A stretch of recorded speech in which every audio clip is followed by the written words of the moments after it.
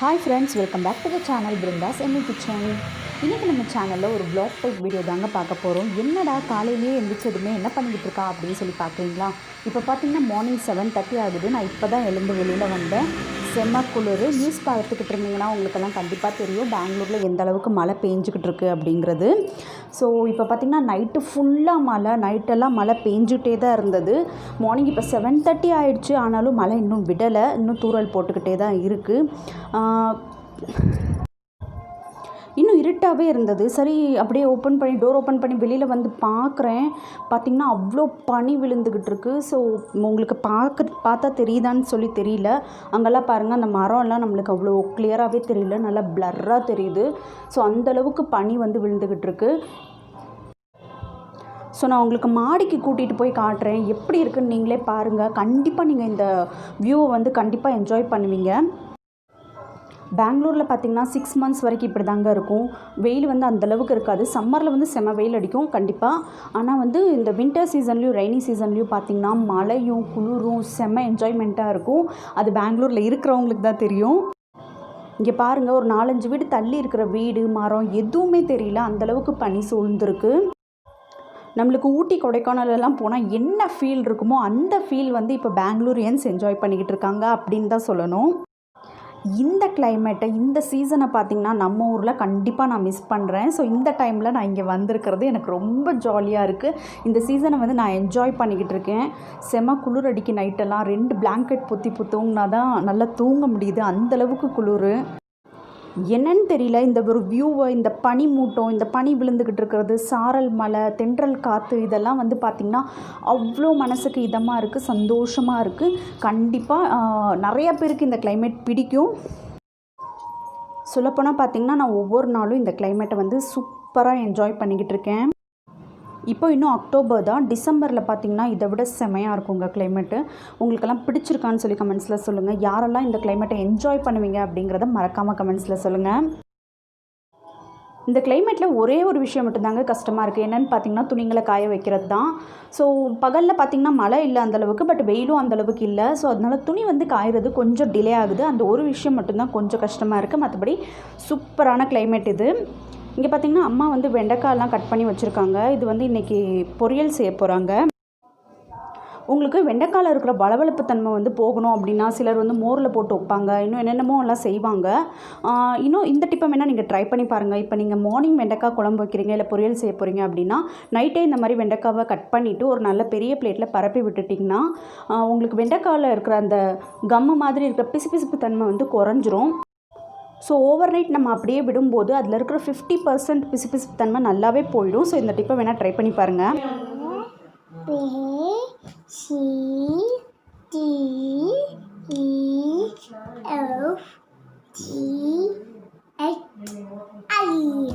எழுதுங்க.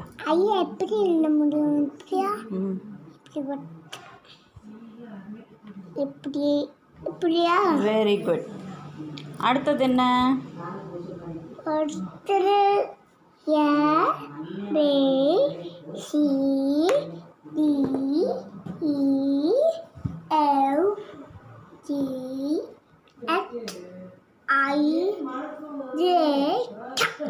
ஐக்கு அப்புறம் கேவா?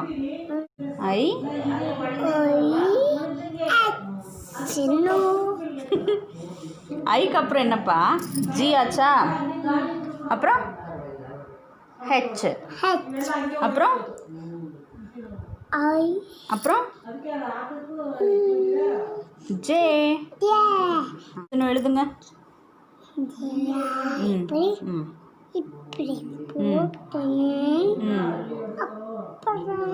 அப்புறம் என்ன பண்ணும்? அம்ப்ரெல்லா மாதிரி, கொடை மாதிரி இப்படி எழுதணும்ல. ஜே ஆச்சா? அப்புறம்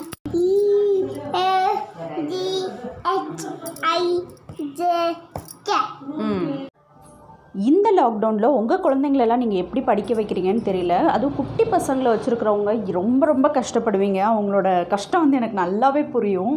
ஏன்னு பார்த்தீங்கன்னா சித்தார்த்தை நெக்ஸ்ட் இயர் நாங்கள் எல்கேஜி சேர்க்க போகிறோம். அட்லீஸ்ட் ஒரு ABCD 1 to 3 ஆச்சும் அவன் கற்றுக்கிட்டு ஒரு எல்கேஜிக்கு போனான்னா அவனுக்கு ஈஸியாக இருக்கும் அப்படிங்கிறதுக்காக வீட்லேயே ABCD சொல்லி கொடுத்துக்கிட்டு இருக்கேன்.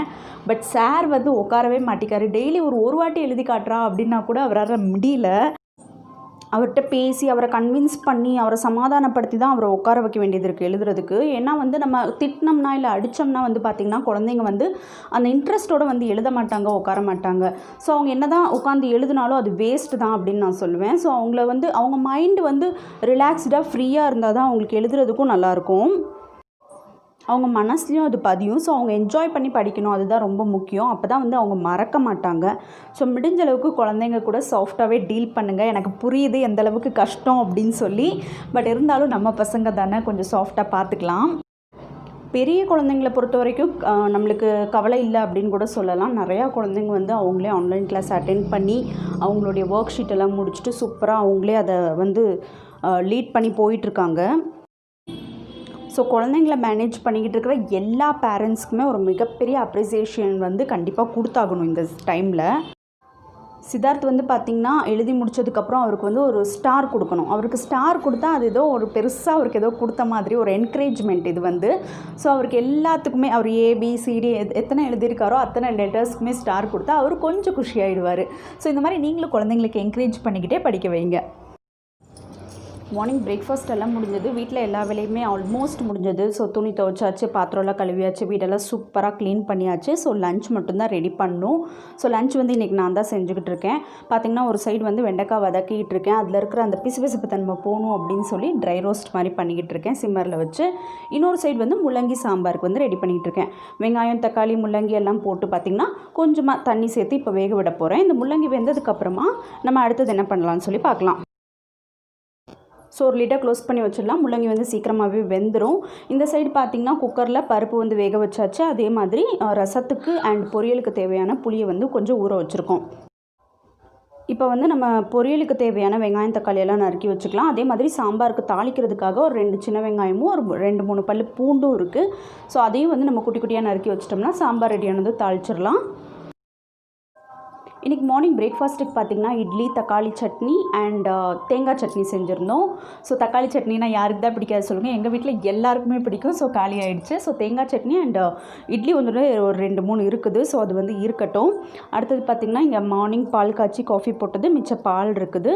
ஸோ இப்போ வந்து நம்ம பொரியல் அண்ட் சாம்பார் ரெடி பண்ணிட்டு தான் ரைஸுக்கு வைக்க போகிறோம். வெண்டைக்காவை பார்த்திங்கன்னா ஆல்மோஸ்ட் ஒரு 10 மினிட்ஸாக சிம்மர்லேயே வச்சு இதே மாதிரி ஃப்ரை பண்ணிக்கிட்டு இருக்கேன்.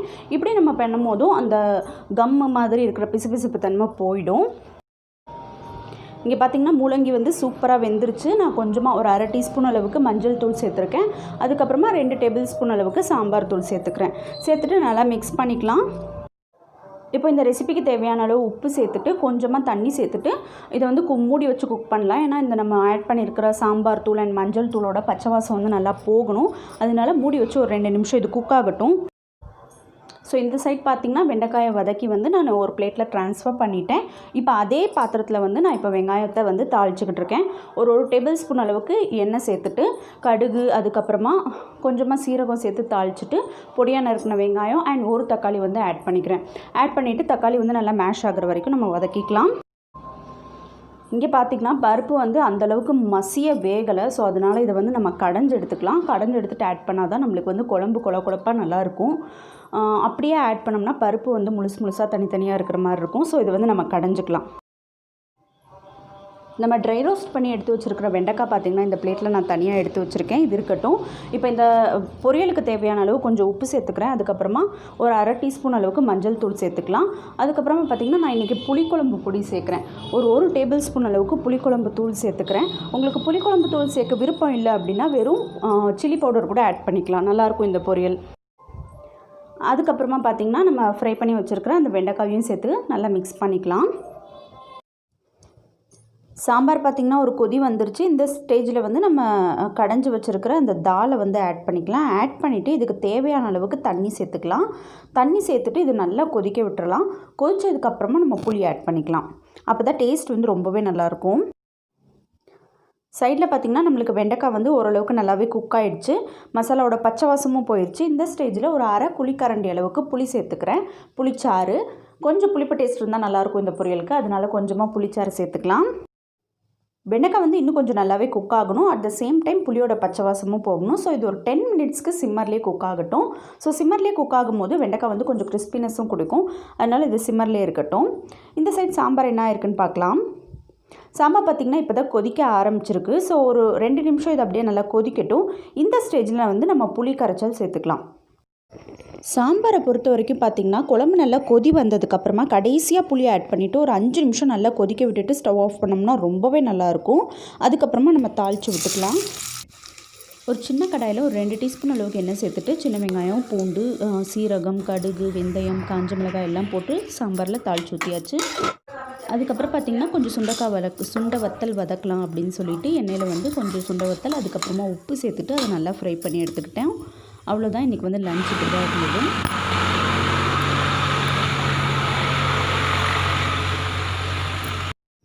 ஸோ அவ்வளோதான் நம்ம லஞ்ச் இன்றைக்கி. ரொம்ப ரொம்ப சிம்பிள். ஒரு சாம்பார், வெண்டைக்காய் பொரியல் அண்ட் சுண்டை வத்தல், ரைஸ். ஸோ ஆல்மோஸ்ட் லஞ்ச் வேலை முடிஞ்சது. இன்னும் சாதம் மட்டும்தான் வைக்கணும். இப்போ பார்த்திங்கன்னா 12:30 ஆகுது டைம். மழை வந்து இப்போ லேசாக இன்னும் தூறிக்கிட்டு தான் இருக்குது. இன்னும் வந்து மழை நிற்கலை. காலையில் துவைச்ச துணிங்க எதுவுமே காயலை. துவைச்சி நிறையா துணியை காய போடக்கூட இடமில்லை. மாடியில் பார்த்திங்கன்னா மாடியில் போடலாம். பட் என்னென்னா மழை பெஞ்சிக்கிட்டு இருக்கிறதுனால மாடியில் போட முடியல. ஸோ கொஞ்சம் துணிங்களை இங்கே போட்டிருக்காங்க. இது வந்து லேசாக இருக்கும் அப்படிங்கிறதுனால இங்கே காஞ்சிரும் அப்படிங்கிறதுனால இங்கே போட்டு வச்சுருக்காங்க. இன்னும் இந்த துணியெல்லாம் காய போடணும், காய வச்சு எடுக்கணும். அது ஒரு பெரிய வேலை இருக்குது. இந்த கிளாத்ஸ் எல்லாம் ட்ரை பண்ணுறதுக்கு ஒரு ஸ்டாண்ட் வாங்கலாமா அப்படின்னு கூட யோசிச்சுக்கிட்டு இருக்கோம். பட் ஸ்டாண்ட் வாங்கினாலும் நம்மளுக்கு வீட்டுக்குள்ளே வச்சா அந்தளவுக்கு துணி வந்து காயாது இந்த கிளைமேட்டுக்கு. ஸோ என்ன பண்ணுறதுன்னு தெரியல, பார்ப்போம். இந்த கிளைமேட்டுக்கு சுட சுட ஒரு பிளாக் காஃபி குடித்தா ரொம்ப நல்லாயிருக்கும் அப்படின்னு சொல்லி தோணுது. இங்கே பாருங்கள், இங்கே ஜன்னலில், அதுக்கப்புறம் சோஃபாவில், இந்த ஸ்க்ரீன் மாட்டியிருக்கிற கண்ணாடி, இந்த மாதிரி நிறைய இடத்துல துணி காஞ்சிக்கிட்டு இருக்குது. இப்படி தான் வந்து துணி காய வச்சுக்கிட்டு இருக்கோம் 1 வீக்காகவேமோ. சரி வாங்க, சுட சுட ஒரு பிளாக் டீ போட்டு குடிக்கலாம். சித்துக்கும் பிளாக் டீ ரொம்ப பிடிக்கும். ஸோ சித்துவும் தான் பிளாக் டீ இன்றைக்கி போட போகிறாரு.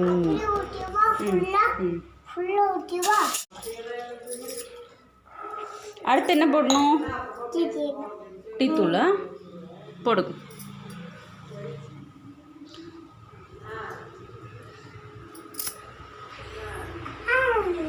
ஏய் போடுங்க, இன்னும் கொஞ்சம் போடுங்க. எங்க அவ்வளோ வேண்டாம் சித்து, கையை காட்டுங்க.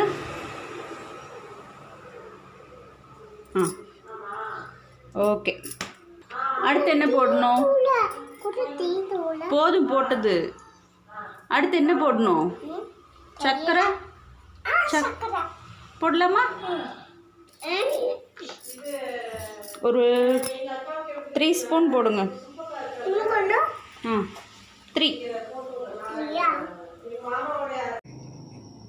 சித்தார்த் வந்து சூப்பராக பிளாக் டீ போட்டுக்கிட்டு இருக்காரு. தண்ணி ஊற்றியாச்சு. அடுத்து டீ தூள் போட்டிருக்காரு. கொஞ்சமாக இப்போ சீனி ஆட் பண்ணிக்கிட்டு இருக்காரு.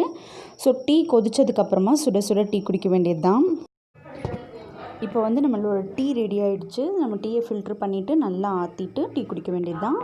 சித்து, அம்மா அண்ட் நான் 3 பேரும் இன்றைக்கி டீ குடிக்க போகிறோம். மழைக்கு வந்து ரொம்ப இதமாக இருக்கும் இந்த டீ. நீங்களும் கண்டிப்பாக ட்ரை பண்ணி பாருங்கள்.